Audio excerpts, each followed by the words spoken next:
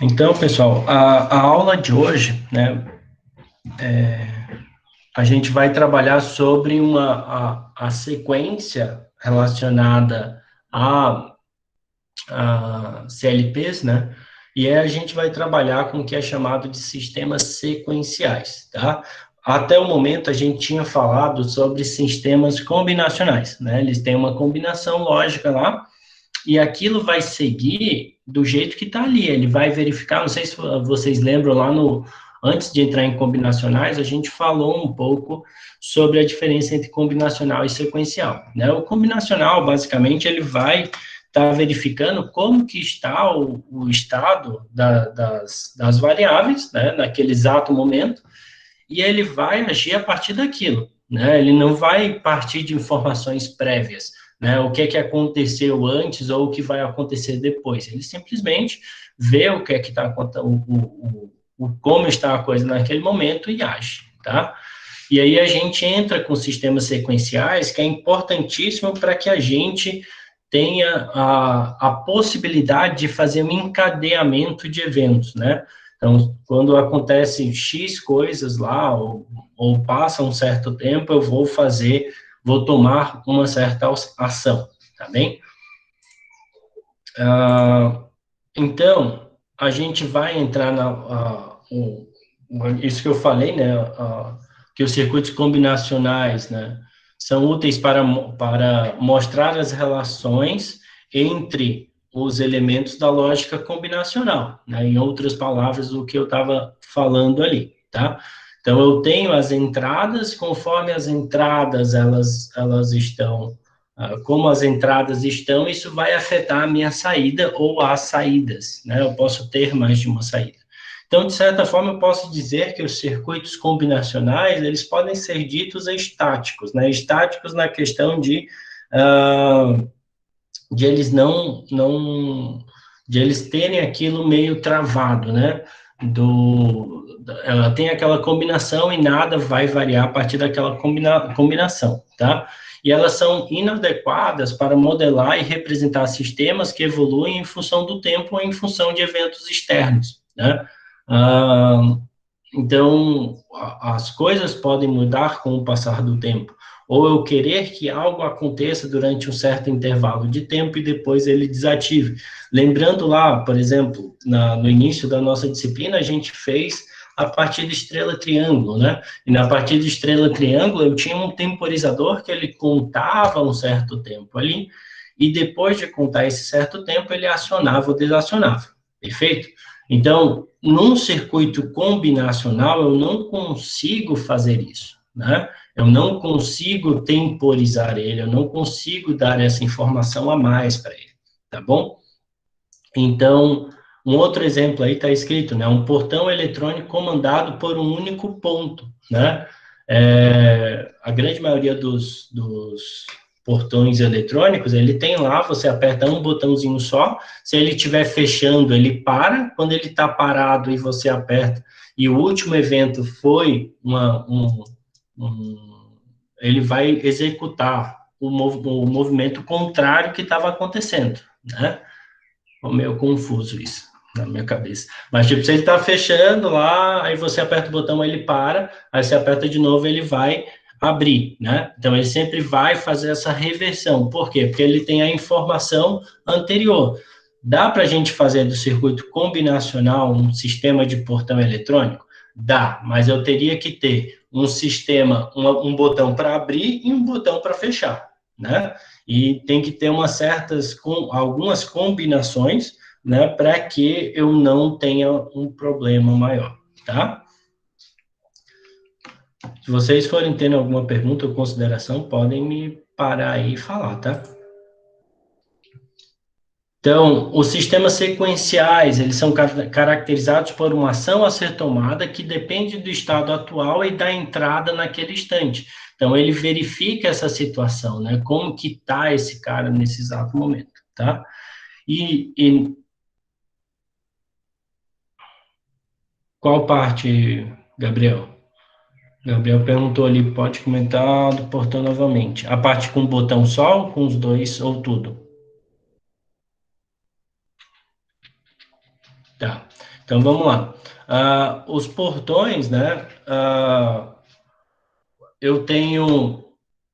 Eu posso fazer um sistema de comando de um portão eletrônico com um botão só, né?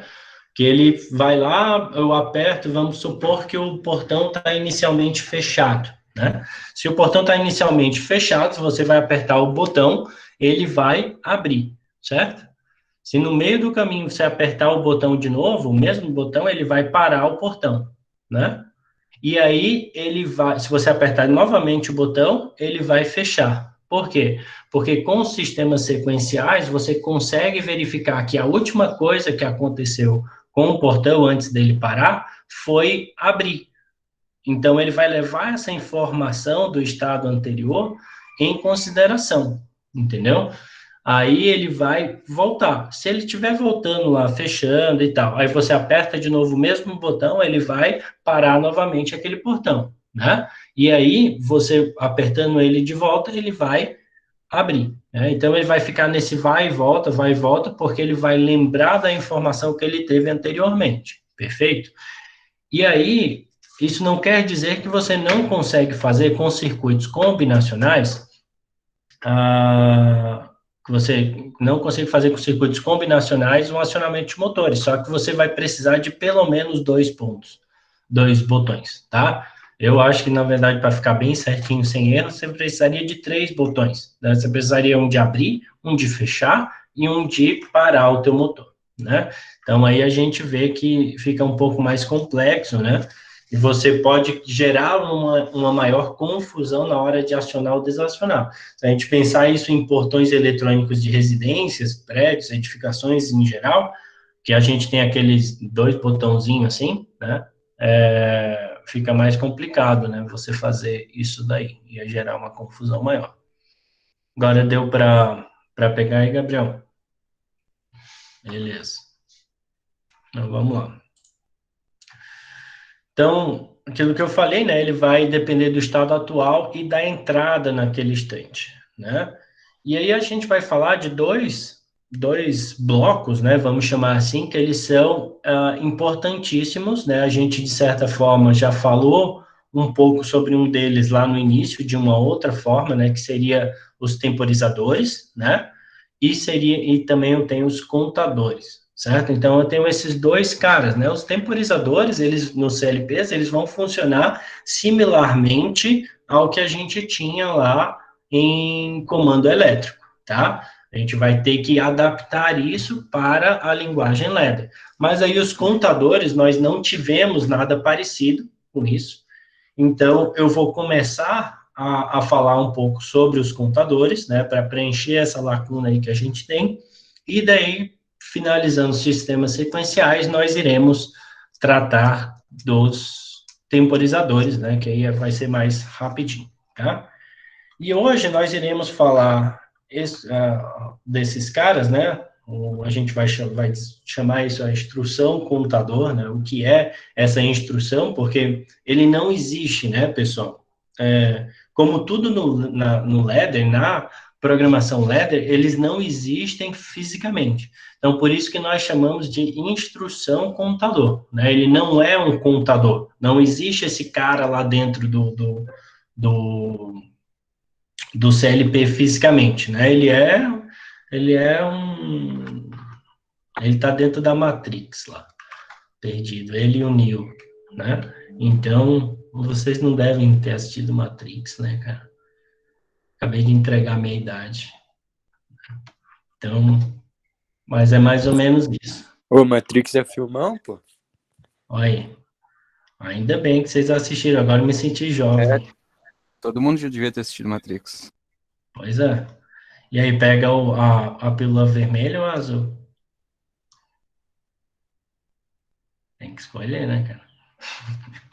Eu não lembro qual das duas que abre a cabeça do cara lá, mas, enfim, eu acho que é a vermelha, né? Não sei. Mas, enfim, né? Então, basicamente, o computador, ele tá lá dentro da matrix do CLP, tá? E vai funcionar que eu vou programar esse cara, né? para ele ter uma função lá que eu vou apresentar para vocês agora, tá? Então, como o nome é super indicativo, né? Como sempre, o pessoal da engenharia, ele é muito criativo nos nomes, né? Então, contador, ele faz exatamente uma função de contagem, né? Então, ele vai contar acontecimentos de eventos, né? Quando vai acontecer, quantas vezes aconteceram certos eventos, tá bem? Então, e eu preciso saber de algumas coisas que estão relacionadas a eles, algumas definições. Primeiro, o que é incrementar e decrementar, tá? Isso aí só para a gente aumentar nosso vocabulário na área de CLP. Incrementar, pessoal, para deixar bem claro, é quando eu faço o valor do meu contador, ou de uma variável qualquer, né, não só do contador, que ela aumente em uma unidade, tá? Então, sempre que eu falo, eu incrementei o contador, né, ou incremente o contador, isso quer dizer que você vai passar de um 0 para um 1, entendeu?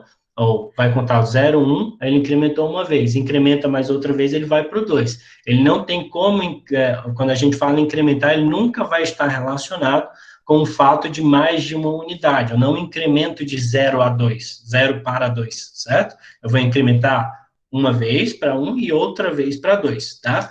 E o antagônico a isso seria o termo decrementar, certo? Que aí eu estou reduzindo uma contagem, tá? E também seguindo a questão de em uma unidade, beleza? E eu ainda tenho outras palavras, né? Que essas eu nem coloquei aqui, porque essas vocês devem estar mais familiarizados, que seria, essa, seria o resetado, né? Resetar o contador seria, independente do valor que ele estiver, eu vou voltar ele para a condição inicial, né? Normalmente, essa condição inicial vai ser 0, tá bem? Então, assim que a gente vai começar a utilizar esses termos aí, é importante que a gente deixe isso bem claro, tá? Então, isso aqui, pessoal, seria o nosso bloco de contador, tá bem? Então, a gente vê aqui na parte da esquerda do slide, né? Isso aqui seria o meu bloco de função, certo? E eu vou ter aqui essas 5 entradas, entre aspas, aqui, né? Vão ter 5 conexões, tá? Eu tenho a conexão CU, a conexão R, a conexão PV, a função, a entrada aqui, a conexão CV e aqui, certo? Agora, o que é cada um desses caras, tá? Cada um desses caras vai ter uma função, certo? Vai ter um porquê de ele existir, né? Então, começando com essa CU, né? O nome dela é count up, né? Ou seja, contar para cima, né? E aqui eu estou falando, né, pessoal, esqueci de falar, é um contador crescente, tá? A gente vai ter 3 tipos de contadores, né? A gente está começando a falar contador crescente, que nada mais é, ele vai contar um valor de 0 até um valor pré-estabelecido, tá bem? Então, essa entrada CU é count up, ou seja, contar para cima, ela é uma entrada, certo? E ela vai ser a entrada de contagem crescente, tá? E aqui tem um nome bem interessante, que é a borda de subida, certo? O que é que significa essa borda de subida? Ele vai contar, pessoal, sempre que eu tiver uma subida de 0 a 1, por isso esse termo borda de subida, ele vai pegar essa borda de, esse movimento de 0 para 1, que é isso que a gente chama de de borda de subida, tá? Se ele permanecer em 1, pessoal, se ele passou de 0 para 1, ele vai contar, ele vai incrementar, certo? Mas se eu permanecer esse valor em 1, ele não vai continuar contando, certo? Ele vai só manter em 1, né? Quando ele voltar para 0 e depois ele retornar para 1 novamente, aí ele vai contar mais uma borda de subida, certo? Então, basicamente, o contador, e especificamente essa entrada CU, ela vai estar percebendo essa borda de subida, perfeito? Então, O tipo de dado dela é booleano, né? Por isso esse bool aqui, né? E ele pega essa parte da borda de subida. Esse R edge aqui é rising edge, certo? Então, ele tem essa borda de subida, beleza? A segunda entrada seria o R, que é reset, né? Esse aqui é mais tranquilo, né? Ela é uma entrada de energia, uma entrada, ela não é uma saída, né? Ela é uma entrada, eu vou setar algum valor nela. E ela faz o reset do contador. Então, se o meu contador está lá em 257 milhões e 32 mil, né? De contagens, né? E eu apertar esse reset, ele vai voltar para zero, né? Instantaneamente, beleza? E o reset, pessoal, é bom deixar claro, né, que se o meu reset ele tiver acionado, eu posso acionar quantas vezes eu quiser a entrada CU, certo? Que não vai variar. Por quê? Porque conforme ele contar o reset como está acionado, ele vai já trazer para zero de volta. Então, o reset é dominante com relação à entrada de contagem, certo? Então, tem que tomar cuidado na hora de programar, que se o reset ele ficar acionado por alguma razão, eu nunca vou fazer a contagem, tá bem? Ele também é uma entrada booleana, tá? E essa seria a nossa segunda conexão. A terceira conexão é o que eu chamo de PV, né? Ele é o preset value, né? Ou seja, é um valor pré-definido, tá? Eu vou pré-definir esse valor que será até quanto eu quero que ele conte, certo? Quando ele fizer essa contagem, quando a contagem do contador, que é o meu CV, né? Que é o meu CV, ele atingiu o PV, né? Aí eu vou ter que a minha saída Q, ela vai ser energizada, tá? Essas três eu meio que expliquei um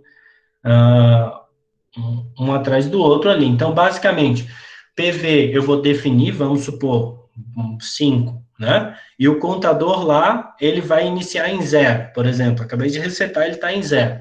Aí eu vou lá, aciono a minha entrada de contagem, ela vai para 1, ela incrementa. Aí eu incremento de novo para 2, 3, 4. Quando ele ficar igual ou maior o CV ficar maior ou igual ao PV, eu vou ter que a minha saída Q vai passar para 1, né? Uma entrada booleana, beleza? Então, é assim que ele vai funcionar.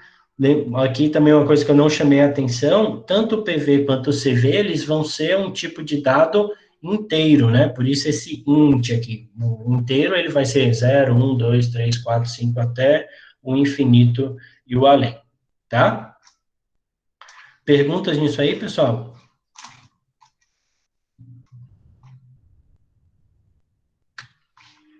Se não, vamos lá. Então, ele tem por função a contagem de eventos, isto é, transições falsas ou verdadeiras na linha de controle, ele sempre vai contar isso, podem ser contagem, por exemplo, até naquela parte que a gente viu os sensores, né, a gente apresentou alguns contadores, né, que passava lá quantas garrafinhas passavam e chegava um sensor próximo lá ele empurrava uma plaquetinha e contava no sensor. O sensor vai mandar uma informação para o contador, né? E esse contador vai ir contando ali e tal, até chegar no valor que eu queiro. Ou às vezes eu nem quero contar um valor, eu simplesmente quero saber quantos passaram ali, tá bem? O valor do limite superior de contagem desejado é fornecido à entrada PV, né? Então, é quanto eu quero, até quanto eu quero que ele conte, certo? Quando a entrada a entrada de contagem detecta a mudança de nível lógico 0 para 1, o valor acumulado em CV é incrementado, tá? Então, ele vai incrementando cada vez que CU for acionado, tá bem? Então, o que mais? A saída binária Q será energizada quando o valor acumulado em CV for igual ou maior ao valor de PV, tá? E aí, a entrada R corresponde à entrada de reinício de contagem, ou seja, ele vai reiniciar esse cara. Aquilo que eu tinha falado, R, ela é dominante, né? Então, sempre que o R for 1, né, a entrada em R for 1, o CV dele será 0, né? Ele sempre vai manter aquela contagem em 0. Isso pode ser uma informação bem interessante, porque se você não quiser que esteja sendo contado ali por alguma razão, você mantém o reset dele acionado e aí o teu CV não vai contar, beleza? Para a gente ver todas as situações, aqui está um diagrama de ali como se fosse aqui passando no tempo, né?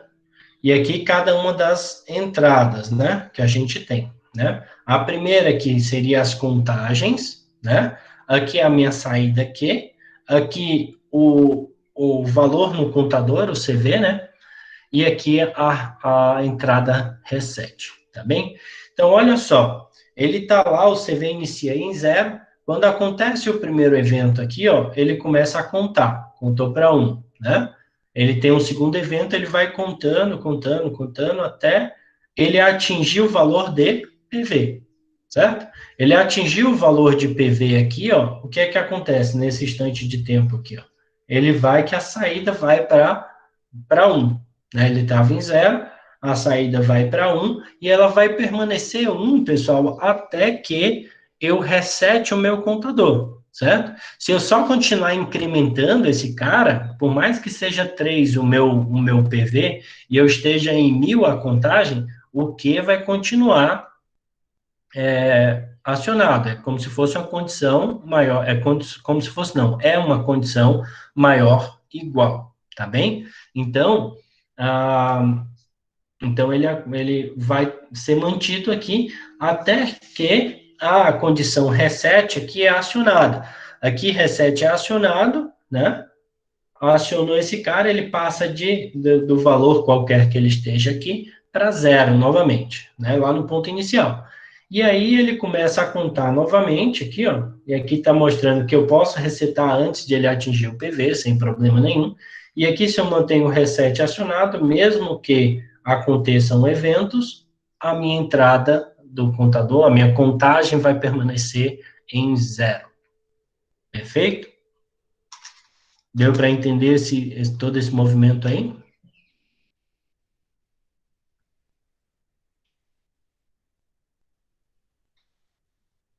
Foram almoçar?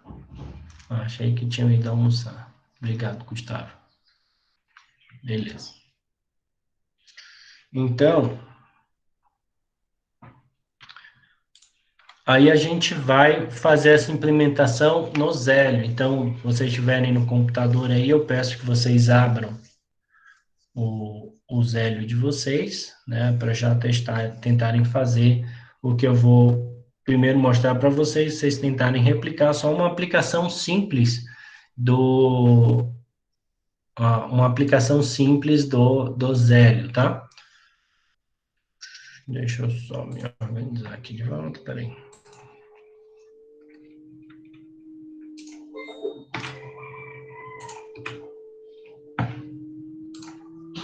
Ups. Então, eu vou botar o Zélio aqui para vocês. Cadê o meu Zélio?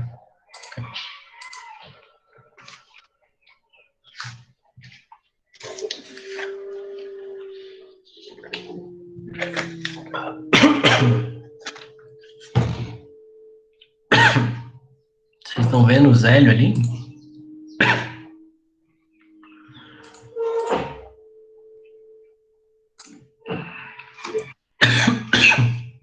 Ai, perdão. Acho que eu tô com Covid, pessoal. Será? Não é não, né? Tá de boa. Ainda bem que pelo Meet aqui não passa, né? Para vocês aí tá de boa. Tá, vamos lá. Então, olha só. Abriram aí o Zélio? Não sei, Gabriel. Vamos ver. Se piorar, meu, aí eu vou lá. Olha, ó, tem outra pessoa aí com Covid.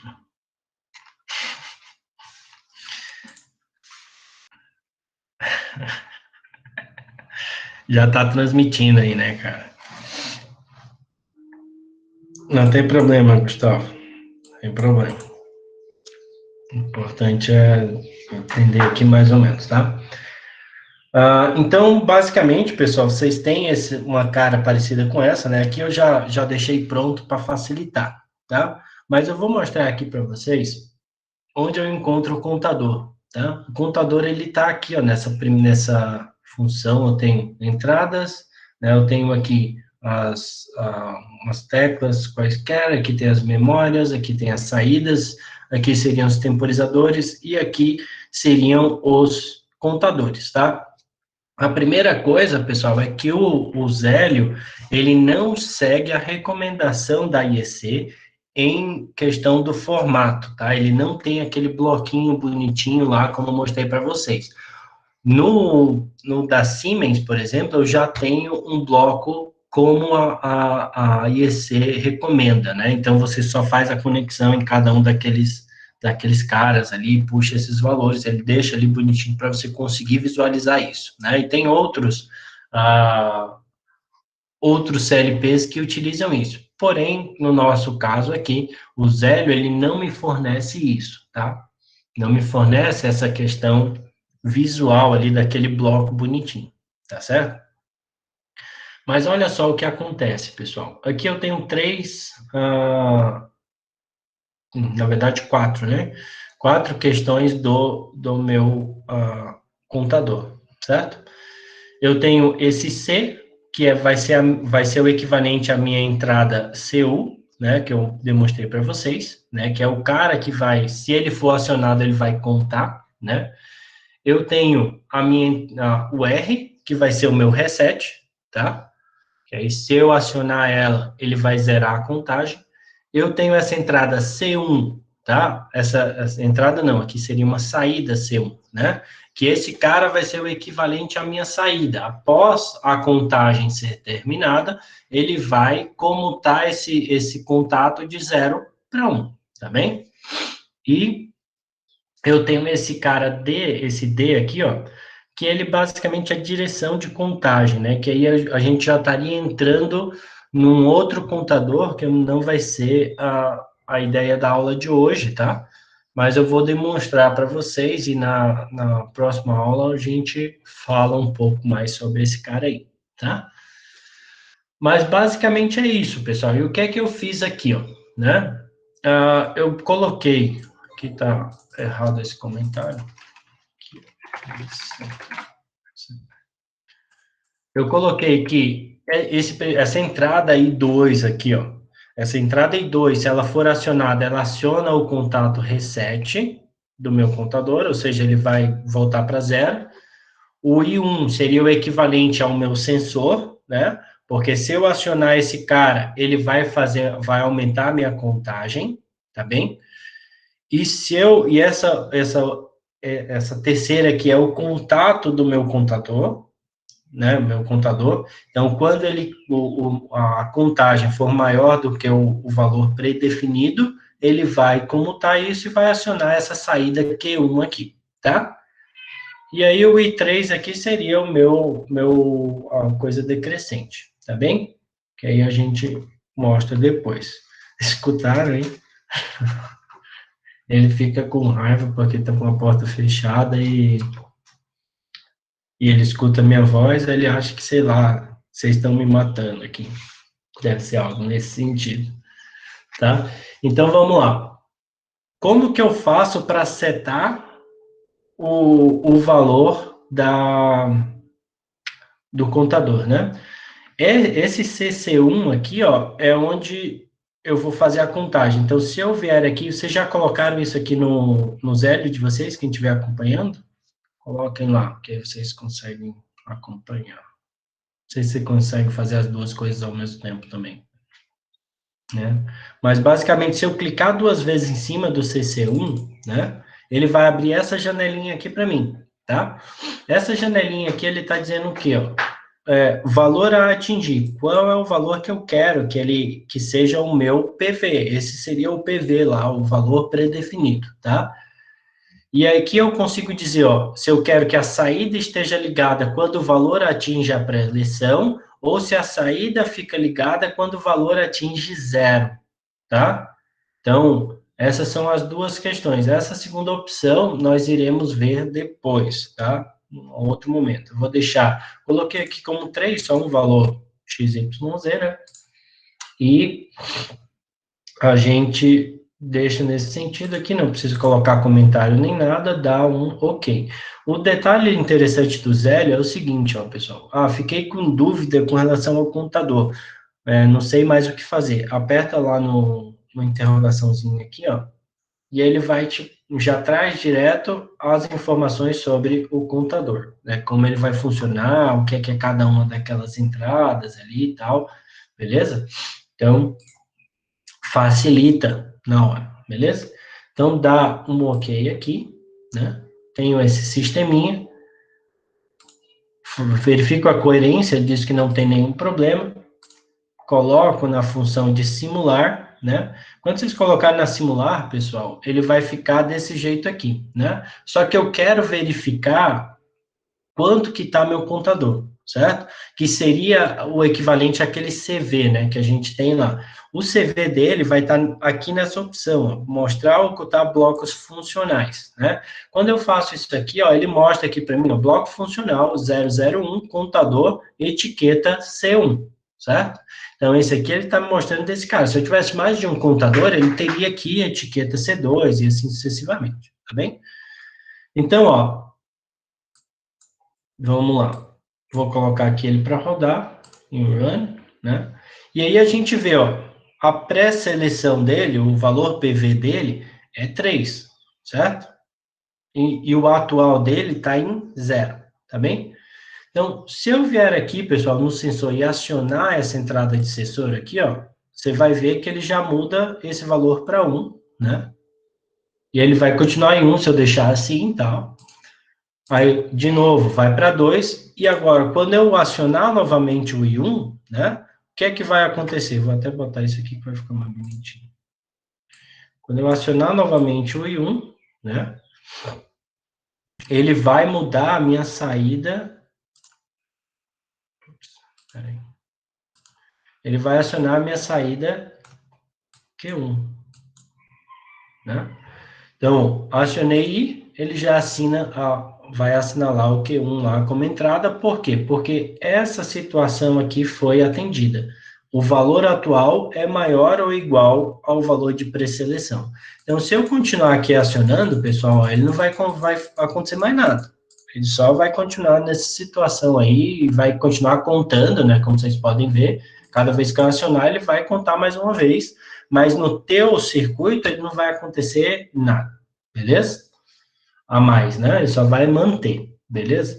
Agora, I2 aqui, ela está relacionada ao meu reset. Então, quando eu pressionar I2, pessoal, o que é que vai acontecer? Ele vai resetar o valor atual e por ele resetar o valor, ele não vai mais ter essa situação que vai ser maior ou igual, e aí ele vai desligar a minha entrada, a minha saída C1, e por consequência vai desligar o valor Q1, beleza? Então, ó, apertei I2 lá, ó, zerou, o Q1 desligou, e ele até mostra aqui também na etiqueta se ele está ligado ou desligado, tá bem? E aí a gente vê que... Posso fazer uma pesquisa na web sobre isso. É só tocar... O Google me observando aí, né, cara? Agora é o gato e o Google querendo fazer intersecções na coisa. Eu achei que era um de vocês. Posso fazer uma observação sobre isso? Por favor, né? Já quase matriculei o Google na aula, né, cara? Ai, ai. Mas deu para entender, até me perdi onde é que eu estava, cara. Mas deu para entender o funcionamento aí, pessoal? Não é muito complexo, né? Maravilha. Então, a gente vê que a gente tem algumas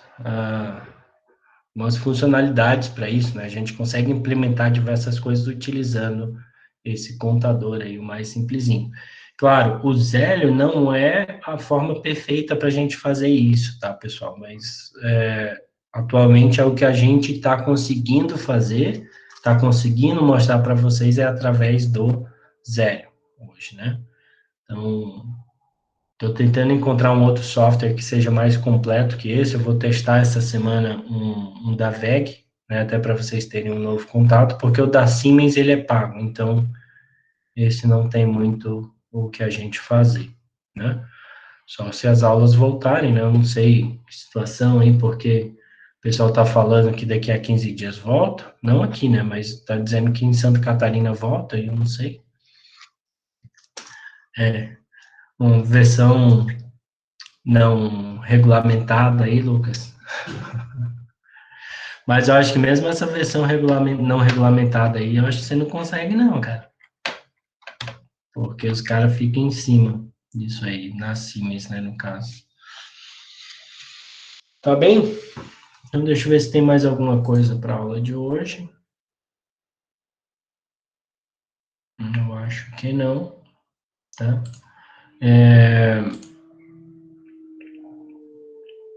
Alguém chegou no meio da aula? Eu acho que não mudou ninguém aí, não, né? Marcelo, Lucas, Cauana, John, enfim. Até o final do dia hoje, deem uma olhada lá se vocês estiverem com falta aí e tiverem aqui na aula, vocês me avisam depois, tá bem? Alguma pergunta, alguma consideração, uma coisa qualquer? Maravilha. Então, seria isso para a aula de hoje, tá? Na próxima semana,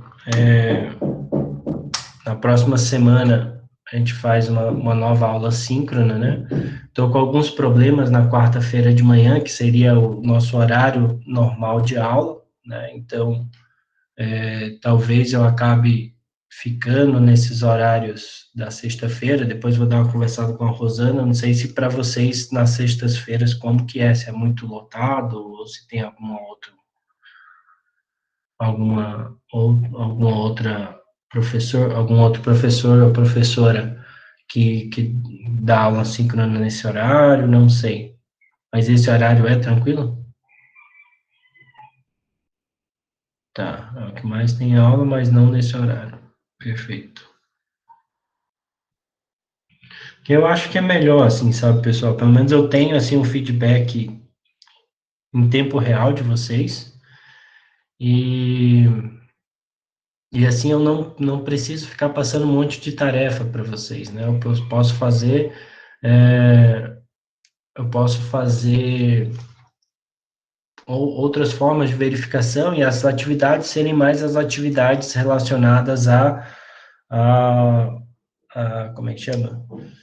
A verificação do aprendizado, a avaliação e tal, então acho que é mais interessante, né, e passar atividades mais para reforçar o conhecimento de vocês, para gerar a dúvida de vocês, né, então eu pelo menos acho melhor, né, e pelo que eu andei escutando vindo de vocês, que está cada vez mais para atividade e tal, não sei o quê, né. Qual computador eu coloquei no Zélio? Isso, Dibas. Coloquei o computador normal. Então, peraí. Vim aqui e coloquei C1 aqui, ó. Tá? Por quê? O que é que aconteceu? Deu problema ali? Ou só perguntando para ter certeza?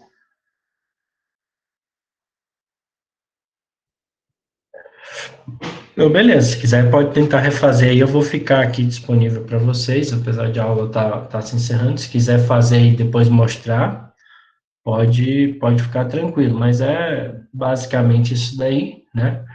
Aí na próxima aula eu vou mostrar essa questão da direção de contagem e tal, para a gente ter uma ideia melhor. Aí a gente já vê os outros dois tipos de contadores e vamos trabalhar em exemplos, né? Tá bem?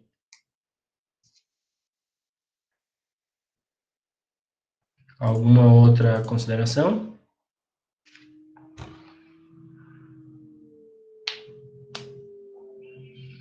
Se não, então seria isso por hoje, tá? Para aqueles que não estiverem aqui presentes, daí vai ter que fazer alguma atividade, tá? Para contabilizar a frequência, que aí eu já vou, assim que eu receber essa gravação, daí eu já disponibilizo lá no Classroom, junto com os slides que eu passei no começo, lá da parte combinacional. Não vou disponibilizar ainda o sequencial, porque ele não está completo, então fica meio perdido ali a informação. Tá bem? Então, fechou, pessoal. Um abraço aí para vocês. Espero que fiquem bem, né? Que se cuidem, que não peguem o Covid, né? Esperem a vacina chegar, eu acho que é mais de boas, né? Tomar uma vacina ali do que ficar doente. A Lília está perguntando, quem está na aula precisa fazer exercício também? Não. Quem está na aula não precisa, né? Essa é a ideia da atividade síncrona, né? Mais para frente eu vou fazer só algum tipo de questionário que a gente vai fazer durante a aula, mas hoje a gente não tem esse questionário. Fechou então, pessoal? Falou, um grande abraço e até a próxima semana.